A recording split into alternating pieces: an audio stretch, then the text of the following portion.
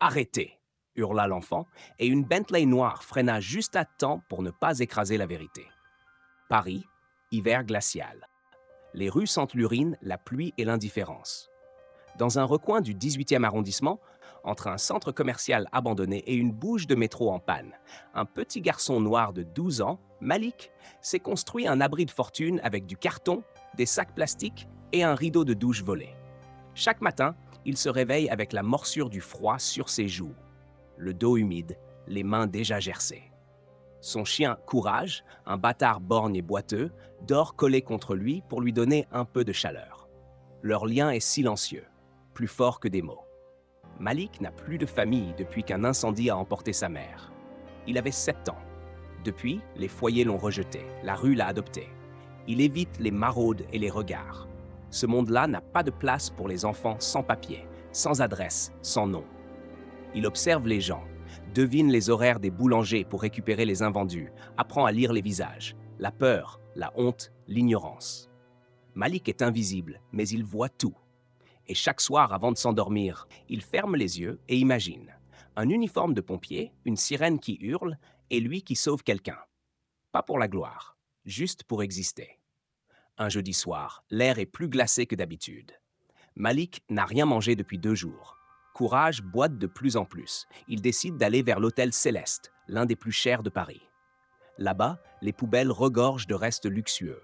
Mais alors qu'il fouille discrètement, il entend un bruit étrange, étouffé, métallique. Une sorte de battement irrégulier, comme une table renversée ou un corps qui se débat. Il se fige. Il colle son oreille à la grille de ventilation du sous-sol. Et là, il entend une voix rauque, faible, articulant faiblement. « Aidez-moi !» Son cœur se serre. Il regarde autour de lui. Aucun adulte, aucun passant. Il est seul avec ce son dans l'obscurité. Il hésite. Il devrait partir. Ne pas se mêler de ça. Mais quelque chose en lui change. Il grimpe sur un muret, se rapproche de l'entrée de service. Il voit, à travers une fenêtre sale, un homme ligoté à une chaise, en costume froissé, la bouche bâillonnée. Et c'est à ce moment précis, sans réfléchir, que Malik se met à courir vers l'avenue, traverse sans regarder, fait un bond en hurlant « Arrêtez !» Une Bentley noire pile. Un homme en sort, furieux. Malik tremble, mais il ne recule pas. Le chauffeur de la Bentley, furieux, s'approche du garçon. « T'es malade ou quoi? Tu veux mourir ?» Mais Malik ne recule pas. Il fixe l'homme droit dans les yeux, malgré la peur qui lui broie le ventre. « Il y a quelqu'un dans le sous-sol. Attaché. Je l'ai vu. Je vous jure. » Un silence s'installe. Le regard du chauffeur change. Il fronce les sourcils. « Comment tu sais ça ?» Malik désigne la grille. Mais il sent déjà le doute peser. Il a connu ce regard, celui des adultes qui ne veulent pas croire les enfants de la rue. Il se rappelle l'ambulance qu'il avait tenté d'arrêter l'année dernière pour une vieille dame qui saignait dans un escalier de métro et comment on l'a chassée à coups de pied. Il baisse les yeux. Les mots se coincent dans sa gorge. « Laissez tomber. Vous me croirez pas. Personne me croit jamais. » Il commence à s'éloigner. Il refuse l'appel. Pas parce qu'il ne veut pas aider, mais parce que le monde l'a déjà trop souvent puni pour avoir parlé. Mais Courage, son chien, grogne soudainement. Il tire sur sa laisse improvisée. Il aboie et revient vers la grille. Quelque chose l'alerte. Malik sent une boule dans sa poitrine. Il s'arrête, inspire. Il serre les poings, se retourne, et une deuxième fois, d'une voix plus ferme. « Il y a quelqu'un qui va mourir là-dedans. Si vous ne me croyez pas, c'est vous qui le tuerez. » Le chauffeur observe Malik longuement. Son regard a changé. Ce n'est plus seulement un gamin débraillé. Il y a une intensité crue dans ses yeux, une vérité nue que personne ne peut jouer. « Attends ici. » Il sort un badge de sécurité, ouvre la grille, s'engage dans le couloir sombre. Quelques minutes passent. Malik entend des pas précipités, des murmures, puis un cri étouffé. « Mon Dieu, c'est lui !» Malik s'approche timidement. Dans la lumière d'un néon vacillant, il voit le corps d'un homme attaché à une chaise, la bouche bâillonnée, le visage tuméfié. Monsieur Dacosta. Une silhouette revient en courant. Samuel Dacosta, l'homme qui a failli le renverser. En le regardant, quelque chose change. Ce n'est plus de la colère, c'est de la stupeur. Comment t'as su? Malik hausse les épaules. Il n'a pas de réponse, seulement des instincts. Samuel appelle ses agents, fait libérer son oncle, donne des ordres. Mais il revient vers Malik. Tu as sauvé sa vie, tu sais ça? Tu veux venir avec moi? Juste un peu le temps qu'on règle tout ça. Tu pourras manger, te laver, tu l'as mérité. Malik hésite. La rue lui a appris à se méfier. Mais quelque chose en lui, doucement, s'ouvre. C'est là que naît le mentor. Non pas un sauveur, mais un homme prêt à écouter sans juger. La nuit est tombée sur Paris comme un rideau de velours noir. Malik est assis à l'arrière de la Bentley. Pour la première fois, il est au chaud. Le cuir est doux sous ses doigts crasseux. Il ose à peine respirer. À côté de lui, Samuel parle à voix basse dans son oreillette. Il gère la logistique, l'évacuation discrète de son oncle vers une clinique privée sans alerter la presse ni la police. Pas encore. Le danger n'est pas écarté. Dans le silence, Malik observe. Il reconnaît la peur sous le calme de Samuel, la tension dans ses épaules. Ce monde-là n'est pas plus sûr que celui de la rue. Il est plus silencieux, plus masqué, mais tout aussi violent. Arrivé à l'hôtel particulier des Dacosta, Samuel sort de la voiture, fait signe à Malik de le suivre. Le garçon hésite. Il se voit minuscule face à cette porte géante. Tu peux rester juste pour ce soir. Pas de questions, pas de pièges. Dans le hall, la chaleur l'envahit. Une domestique lui apporte des vêtements. Une autre lui propose une assiette fumante de lasagne. Malik mange lentement, avec les mains, le regard fuyant. Il a peur que tout disparaisse. Plus tard dans la nuit, Samuel entre discrètement dans la chambre d'amis où dort Malik. Il pose une couverture sur lui, chuchote presque pour lui-même. « Je ne sais pas qui tu es, petit, mais tu viens de changer le cours d'un empire. » C'est le moment où Malik a franchi le seuil. Il n'est plus simplement un survivant, il est devenu un acteur invisible d'une guerre silencieuse. Les jours qui suivent sont flous et tendus. Malik observe tout, toujours. Il se tient à distance, méfiant, mais ses oreilles sont des antennes. Il apprend que l'homme qui l'a sauvé, Dacosta père, est à la tête d'un empire énergétique, que son agression n'était pas un simple vol, mais un coup d'État d'entreprise orchestré par ceux qui voulaient sa chute, peut-être même par quelqu'un de sa propre famille. Malik reste silencieux, mais il voit ce que personne ne regarde. Il repère les domestiques qui parlent trop bas, les chauffeurs qui changent d'itinéraire. Il voit Samuel douter, fatigué, seul face à l'ampleur de la trahison. Une nuit, alors qu'il erre dans les couloirs, Malik entend une voix au téléphone. Il s'approche discrètement. Il est encore en vie, mais plus pour longtemps. On termine le travail vendredi soir. La voix est claire, froide, connue. Malik rentre dans sa chambre, bouleversé.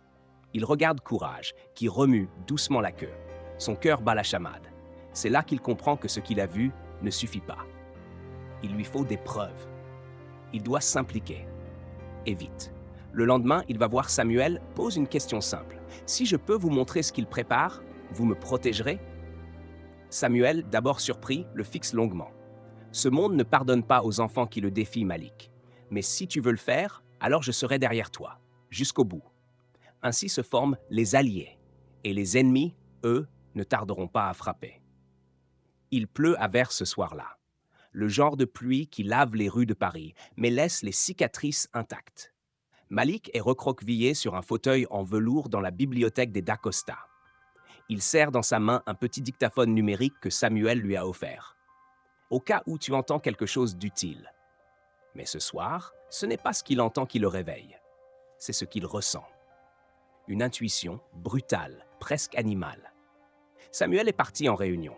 Les vigiles sont distraits. Courage dort dans un coin. Malik prend une décision qu'aucun adulte ne prendrait pour un enfant. Il s'échappe, glisse hors de la maison, traverse Paris à pied, en capuche, trempé jusqu'aux os. Il suit les noms, les détails glanés à la volée. Une villa à Neuilly, près de la Seine, isolée. Propriété d'un homme qu'il a entendu être mentionné comme le maître d'œuvre. Il se faufile par l'arrière, grimpe un mur, se hisse sur une gouttière. De là, il observe, grelottant, la lumière d'un salon à travers les voilages. 3 hommes, une femme, un écran, un plan. Un plan pour tuer Dacosta définitivement et manipuler ses actions à distance. Une trahison d'une froideur inhumaine. Malik enregistre. Chaque mot, chaque nom. Mais dans son excitation, il ne voit pas le carreau de toit glisser sous ses pieds. Il chute à l'intérieur. Une alarme discrète sonne. Des pas approchent. Il rampe dans l'ombre, cache le dictaphone sous une latte de bois. Puis, une main lourde s'abat sur lui. On dirait qu'on a un petit rat dans les murs. On le jette sur une chaise, les poignets liés. Face à lui, un homme d'une cinquantaine d'années au regard glacial. Paul Carminetti, bras droit du milliardaire, mais cerveau du complot. Il se penche vers Malik, caresse presque sa joue, cruel. Tu sais pourquoi c'est triste? Parce que même si tu meurs ici, personne ne posera de questions. Tu n'es rien pour ce monde. Les larmes montent. Malik serre les dents. Il ne dira rien. Il a caché la preuve. Carminetti donne l'ordre de le faire disparaître discrètement. Mais à l'autre bout de Paris, Samuel découvre une lettre glissée sous son oreiller, écrite à la main. Une simple phrase. Pah, ils vont frapper ce soir. Villa des Pins. S'il m'arrive quelque chose, cherchez sous le plancher. Samuel saute dans sa voiture. Sirènes éteintes. Il est mentor, mais aussi soldat, désormais. Il appelle une équipe privée, des hommes de confiance. Dans la villa, alors que les hommes de Carminetti s'apprêtent à transporter Malik, les portes volent en éclats. Une lumière blanche, des cris, un chien bondit. Courage. Samuel surgit. Le monde bascule dans une cacophonie d'ordres, de coups, de hurlements. Quand Malik est détaché, il tombe dans les bras de Samuel, les yeux noyés d'émotion. « Tu es venu. Je t'ai dit que je serais là, jusqu'au bout. » L'aube pointe à peine sur Paris. Une pluie fine tombe encore sur les toits gris, comme pour purifier la nuit d'horreur qui vient de s'achever. Malik est allongé sur un lit d'hôpital privé, perfusé, le regard dans le vide. Il entend des voix. Samuel, des médecins, une policière. Mais tout semble lointain, jusqu'à ce qu'une main serre doucement la sienne. Monsieur d'Acosta, le milliardaire, encore pâle mais conscient, le regarde avec des yeux humides. « Tu ne m'as pas seulement sauvé la vie, Malik. Tu m'as rappelé ce que ça voulait dire d'en avoir une. » Le dictaphone, récupéré sous la latte, a tout enregistré. L'affaire éclate. Le complot est révélé. Arrestation en cascade. Titre de presse. Émission spéciale. Mais le nom de Malik n'est jamais cité. C'était son choix. Lors d'un échange privé, d'Acosta lui propose un compte bancaire, une rente à vie. Mais Malik baisse les yeux. « Je veux pas d'argent. Je veux une chance. Une vraie. Une adresse. Une école. Une place. » D'Acosta reste silencieux. Puis, il sourit pour la première fois sans masque. « Alors tu l'auras. Tu auras tout ça et plus. » Un an a passé. Dans une banlieue paisible, une sirène retentit. Une simulation d'incendie. Des élèves sortent en courant, encadrés par des jeunes en uniforme rouge. Parmi eux, Malik, crâne rasé, plus grand, plus solide, les yeux vifs et lucides. Il porte un uniforme de jeune pompier volontaire, section intervention urbaine rapide. Courage, son chien, devenu mascotte du centre, trottine à ses côtés avec fierté. À la pause, Malik s'éloigne un moment. Il marche jusqu'à un petit parc derrière l'école, là où un jeune garçon, les vêtements en loques, fouille une poubelle. Le garçon le regarde, prêt à s'enfuir. Mais Malik lui tend une canette encore pleine. Et surtout, un petit badge rouge portant les initiales JPV, jeune pompier volontaire. J'étais toi, il n'y a pas longtemps. Ce monde ne donne pas de place, mais parfois, on peut en construire une. Tiens, si tu veux que ça change. Le garçon hésite, puis prend le badge et sourit. Malik repart, la tête haute, le pas assuré. Il est devenu le mentor qu'il n'a jamais eu. Ce n'est pas parce que tu es invisible aux yeux du monde que tu n'existes pas.